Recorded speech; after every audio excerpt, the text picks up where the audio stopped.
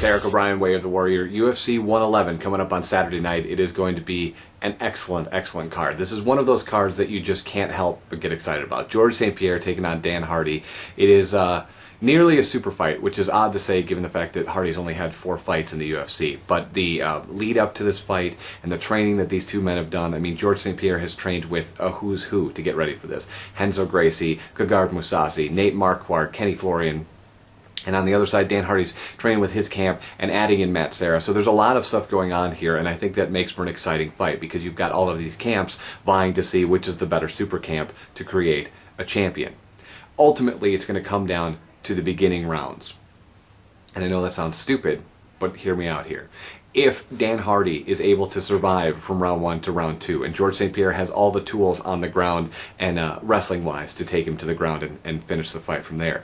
But the thing is, Dan has all of the ability to end it standing on the feet. And trust me when I tell you he can totally knock Georges St-Pierre out, which is exactly why I'm going to pick him, because I think he's going to have the tools to survive and then get into round 2, stand back up again, survive, and get into round 3 and stand back up again. And every time he stands up, he's extremely, extremely dangerous. The co-main event, another title fight. The interim heavyweight fight as we wait for Brock Lesnar to get healthy and get back into the ring. It's going to be Shane Carwin against Frank Mir.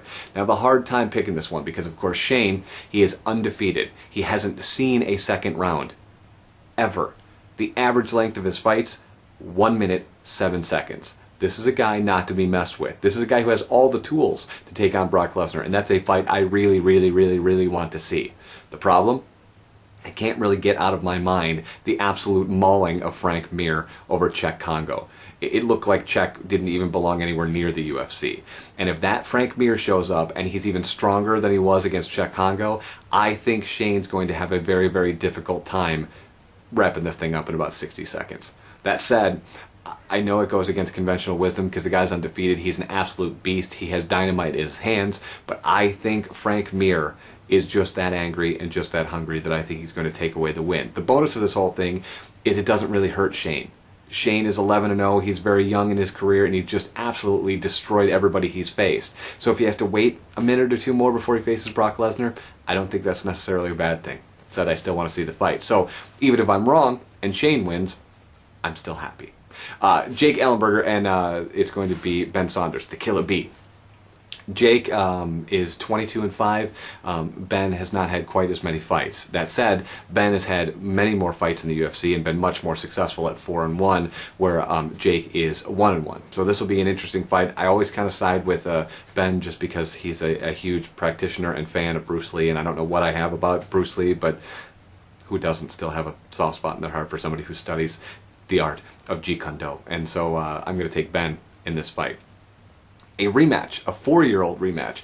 John Fitch is taking on Thiago Alves. The first time they met, John Fitch absolutely had answers everywhere for Thiago Alves. Now, we fast forward 4 years, Thiago has become a much, much better fighter. This is going to be the hardest fight of the night to pick, I think, because I want John to win because he's one of those guys that you just like to see win and win handily because he's a fun guy to watch. But Thiago is no slouch either. So I think this is going to be a brutal, brutal, long fight. I don't think it's going to end very quickly.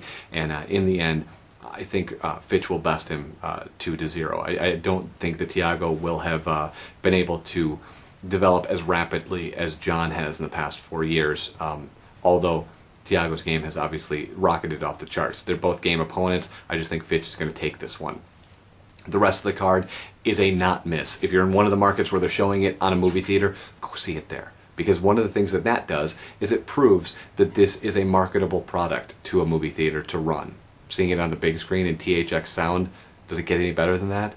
And I just think for MMA fans everywhere, if we can make this thing a rousing success, more cool things like that's going to happen. And maybe, who knows, it'll be playing in an arena next time near you. And who wouldn't want to see that?